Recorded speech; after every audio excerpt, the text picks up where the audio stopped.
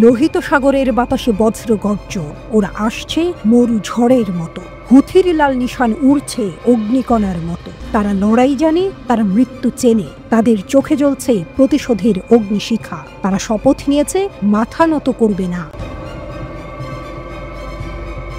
ইসরায়েলের বিরুদ্ধে হুথিদের চরম হুঁশিয়ারি, গাজায় ফের জ্বলে উঠতে পারে যুদ্ধের আগুন। ইতিহাসে এমন সময় খুব কম এসেছে যখন মধ্যপ্রাচ্যের আকাশ এতটা উত্তপ্ত হয়েছে। ইয়েমেনের হুথি বিদ্রোহীরা স্পষ্ট জানিয়ে দিয়েছে তারা শুধু কথার মানুষ নয়, তাদের কাজের ভাষাও দুনিয়া দেখেছে।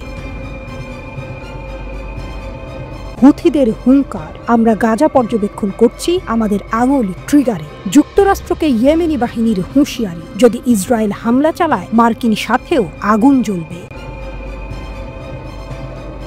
বিশাল সামরিক শক্তি প্রদর্শন, হুথিদের ক্ষেপণাস্ত্র, ড্রোন এবং সেনাবাহিনী সর্বোচ্চ প্রস্তুত। যুদ্ধ কি এবার আরব সাগর থেকে ভূমধ্য সাগর পর্যন্ত ছড়িয়ে পড়বে? ইসরায়েল কি জানে তারা কাকে চ্যালেঞ্জ ছুঁড়ে দিচ্ছে? হুথিরা কি আমেরিকা ও ইসরায়েলকে একসঙ্গে সামরিক শিক্ষা দিতে যাচ্ছে?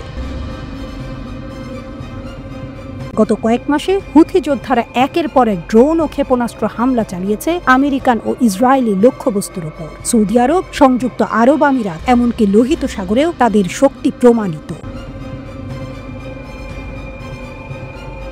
যুদ্ধের নতুন ফ্রন্ট, মধ্যপ্রাচ্যের চরম অস্থিরতা। ইসরায়েল যদি গাজায় নতুন করে হামলা চালায় তাহলে ইয়েমেন থেকে বিশাল প্রতিশোধমূলক হামলার শঙ্কা রয়েছে। হুথিদের সামরিক বাহিনী শুধু ইয়েমেনে সীমাবদ্ধ নয়, তারা লোহিত সাগরে, পারস্য সাগরে এবং ভূমধ্য পর্যন্ত বিস্তৃত।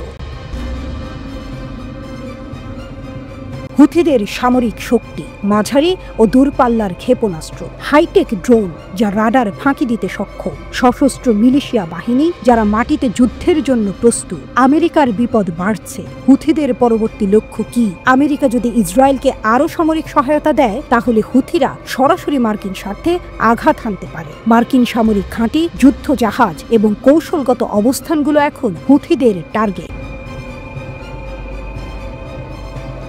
একজন পলিট ব্যুরো সদস্য বলেছেন, যদি আগ্রাসন বন্ধ না হয় আমরা বড় পরিসরে যুক্ত হতে প্রস্তুত। এই অঞ্চলে মার্কিন স্বার্থকে লক্ষ্য করে যুদ্ধ করতেও প্রস্তুত। হাজেম আল আসাদ হুঁশিয়ারি দিয়েছেন, যদি মার্কিন যুক্তরাষ্ট্র ইসরায়েলকে সমর্থন দেয় বা সুরক্ষা দেয় তাহলে তার ফল ভালো হবে না। এই একই অবস্থান প্রকাশ করেছেন আনসারুল্লাহর আরেক শীর্ষ নেতা নাসর আল-দিন আমি। তিনি বলেছেন, আমাদের চোখ গাজার দিকে এবং আঙুল ট্রিগারে। তিনি আরও বলেছেন, হুথিদের ক্ষেপণাস্ত্র বাহিনী ও সামরিক ইউনিট সম্পূর্ণ প্রস্তুত আছে। তিনি স্মরণ করিয়ে দিয়েছেন, ইয়েমেনের সশস্ত্র বাহিনী অতীতের লড়াইগুলোতে নিজেদের শক্তি প্রমাণ করেছে। নতুন গোপন পরিকল্পনা, হুথিদের লিডার আব্দুল মালিক আল হুথি হুঁশিয়ারি দিয়েছেন, যদি নৃশংসতা বন্ধ না হয় তাহলে সমস্ত অধিকৃত অঞ্চল আমাদের আক্রমণের আওতায় আসবে।